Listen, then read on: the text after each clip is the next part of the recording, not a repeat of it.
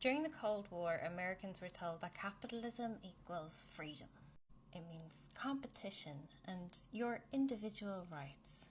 The American dream is to make money, be somebody. Meanwhile, Soviets were being told that capitalism was imperialism, extraction, moral decay. Americans were told that communism was repressive. It meant poverty, dictatorships, and that communism meant dignity, equality, liberation from the toils of work. Each side positioned itself as the future of humanity. Each side claimed its own moral superiority, and both used media, education, culture, religion, and state dominance to drive this home from childhood. The material reality is that these are just parallel systems of control. Both promise you liberation, but they both produce the same style of centralized, unaccountable power. Wealth as power. The ideologies differ, but the outcomes mirror each other. The United States is controlled by corporate monopolies, while the U.S.S.R. was controlled by party bureaucracies. In America, wealth is concentrated among defense contractors, bankers, oil tycoons, media owners, and tech bros.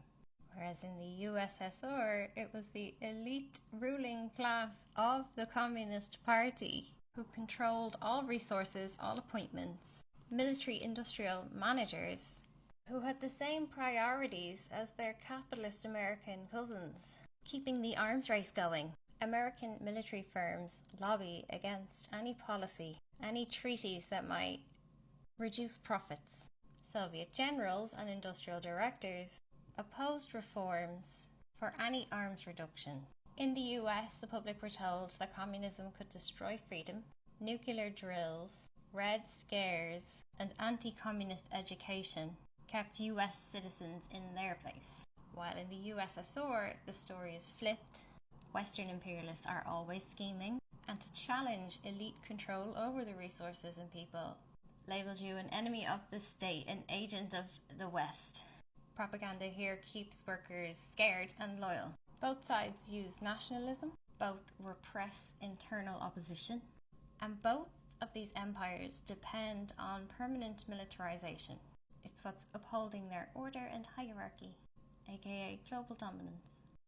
Who benefited from the Cold War? In the US, it was Lockheed Martin, Boeing, Raytheon, the arms dealers. It was the banks, Chase Manhattan and Citibank. It was the military elite who could access career advancement through the proxy wars. And it was the political class, rallying this domestic unity through fear. While in the U.S.S.R., it was Central Committee elites and the KGB, the secret police, who had enormous budgets, military command with special privileges, and party apparatchiks with access to better housing, travel, food, whose motivations served their own elite interests. The US and the USSR cooperated when it suited elite interests. There were wheat deals in the 70s when US agribusiness sold food to Soviet Union. There's been parallel arms control negotiations focused on sustaining the arms race, never disarming. There has been mutual suppression of any leftist independence or emerging alternative systems. The USSR crushed the Prague Spring in 1968. About the same time period, the US was crushing socialist governments in Chile. But they never feared each other collapsing. They feared the people figuring out alternative models. The Cold War created a new kind of economy, the military-industrial complex. We now have entire industries reliant on war preparation, universities funded by defense research grants, jobs dependent on weapons production, and generations of severely impacted and compromised voters because of propaganda designed to reshape how millions of people think and interpret the world. Cold War propaganda shut down serious discussions around alternative systems. It helped to delegitimize egalitarian politics, Things like universal healthcare, labour power, nationalisation of resources. I cast those things as un-American. Imperials would get especially excited where they found an example that it had failed, ignoring that all systems need to evolve and mature. Language has been militarised. Words like terrorist, freedom, peace, national security have been redefined to mean military dominance and imperial expansion, capitalist stability, obedience to the state. This has narrowed public debate. These words have now lost all meaning.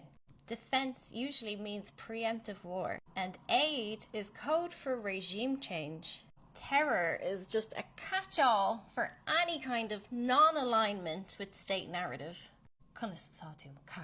And over time, this propaganda has trained you to accept these euphemisms for violence. Cold War propaganda was used in America to justify expanding domestic surveillance.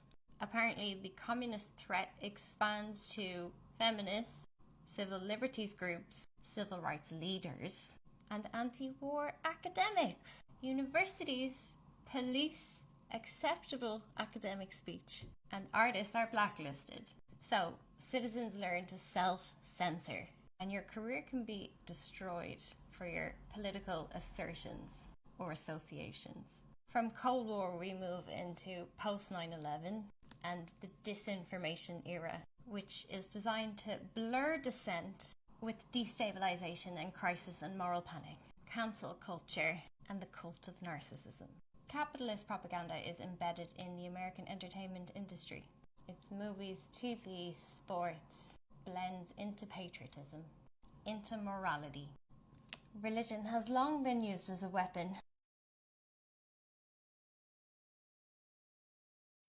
Colonialism. I have a whole playlist about papal propaganda if you want that one as well. Well, the old Catholic Church is Rome, the Roman Empire. But these days it stretches across science and journalism too.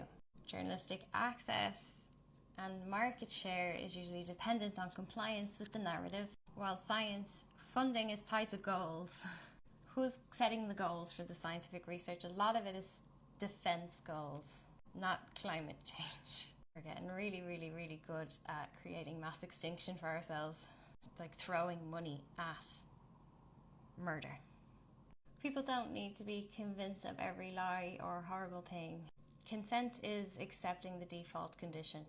The goal is not to persuade you to their cause as much as it is containing your alternative ideas.